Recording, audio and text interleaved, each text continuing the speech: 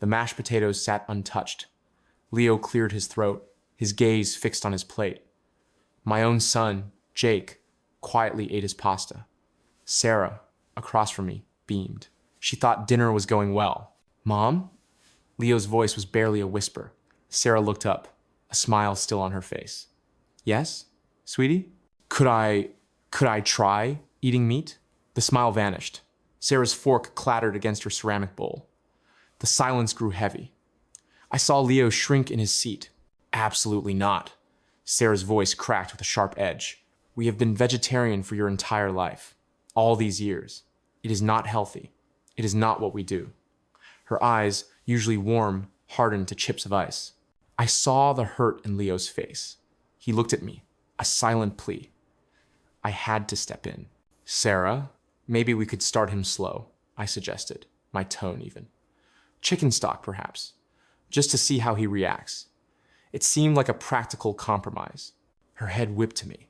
Her fury, previously aimed at Leo's simple request, now turned full force on me. Under no circumstances are my kids eating meat. Stay out of it, Mark. I felt a familiar sting of frustration. Her kids, her rules. My own son, Jake, had decided to go vegetarian a year ago. It was a choice he made on his own. I supported him. Sarah had praised him for it. There was no fuss, no argument. It was just a decision. Now, Leo makes a similar request, just in the opposite direction, and it was a battle. It is not about your kids, Sarah. It is about Leo. He is 16. He can make his own choices. You let Jake decide to be vegetarian without a fight. My voice rose, mirroring her volume. Oh, so now your lifestyle is morally correct, and mine is not? Her face was red, her jaw tight. You think you are so much better, don't you? No, I think you are being hypocritical. The word hung in the air. Sarah pushed her chair back, scraping loudly against the floor. You are an ass, Mark. She stood, glaring at me, then at Leo, then at Jake, who had stopped eating and was now just watching. I am done. She stormed away from the table. We heard her footsteps on the stairs. Then a door slammed. The aroma of our vegetarian dinner suddenly felt stale, unappetizing. Leo stared at his plate, shoulders slumped. Jake picked up his fork but did not eat. The dinner, and any semblance of peace, was over. A bitter tension filled the room. The silence at dinner stretched for days. It was not a quiet peace. It was heavy, like a blanket thrown over a fire. Leo sat across from me. He pushed his vegetarian lasagna around his plate with a fork. He barely ate. His shoulders slumped. His eyes held a sadness I recognized. I looked at my own plate. I thought about Jake. My son decided to become vegetarian last year. He just said, Dad, I think I want to stop eating meat. I said, okay, let's figure it out. It was that simple. There was no argument. There were no tears. There was no shouting. Sarah had praised Jake for his healthy choice. Now, Leo had asked for the opposite. Sarah reacted with fury. The unfairness burned in my gut. One afternoon, I found a crumpled fast food wrapper in Leo's backpack. It was stuffed deep, almost hidden. The smell of fried meat lingered faintly. It was a burger wrapper. I did not say anything. I just stared at it.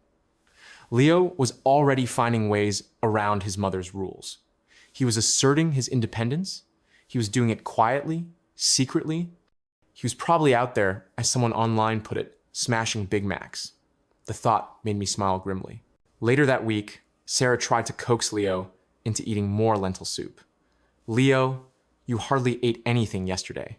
You need to eat, sweetie. Leo just shrugged. He kept his eyes on his bowl. He took another small, reluctant spoonful. Sarah's jaw tightened. She sighed loudly. Her frustration was clear.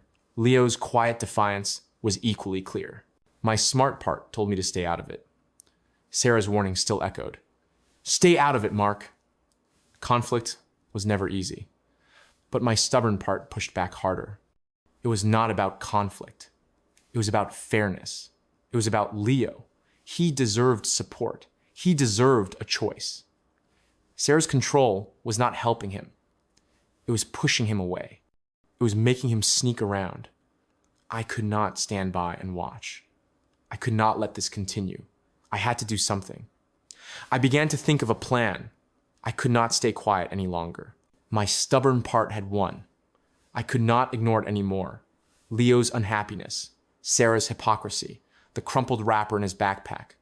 I knew what I had to do. The silence in the house after dinner felt heavy. Sarah was in the living room, scrolling on her phone. Leo was in his room. He was probably avoiding us both. I walked to Leo's door. I knocked softly. "Hey, Leo, you busy?" The door creaked open. Leo looked surprised. "No, not really. I have one." "Good," I said. I kept my voice casual. "I'm heading out. Getting a burger. Thought you might want one. Or anything else from that place." I made sure my voice carried.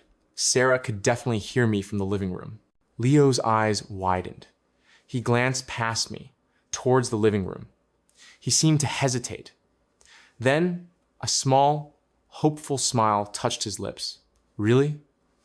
Yeah, a burger sounds great, Mark. Thank you." A sharp gasp came from the living room. Sarah appeared in the doorway. Her phone was still clutched in her hand. Her face was pale. Then it flushed red. "Mark, what are you doing?" Her voice was a tight whisper. It was full of fury. I turned to her. I kept my voice calm. "I am getting Leo some dinner. He is hungry." "You are undermining me," she hissed. Her eyes darted to Leo, then back to me. "You are going behind my back, after I told you to stay out of it." "I am not going behind your back, Sarah," I stated. My voice was firm. "I am doing this in front of you. We need to talk about Leo. He is not a child. This is not fair. Your rules are suffocating him. He is finding ways around them anyway." I found a fast food wrapper in his backpack. Sarah's mouth opened. No sound came out. Her eyes flashed. But then a flicker of something else appeared. It was helplessness. It was a brief moment. Her control had been directly challenged. She had no immediate answer. Leo stood there. His surprise turned into profound relief. He looked at me. His eyes held deep gratitude. He saw support. He felt seen. The air in the house hummed with tension. A battle had been won. The war for family harmony was far from over. I felt a quiet triumph. I had done the right thing, even if it created more immediate conflict. Sarah stared at me. Her jaw was set. She did not speak. Leo looked from her to me. He stood a little taller. The dynamic had irrevocably changed. A new precedent for autonomy and fairness was set.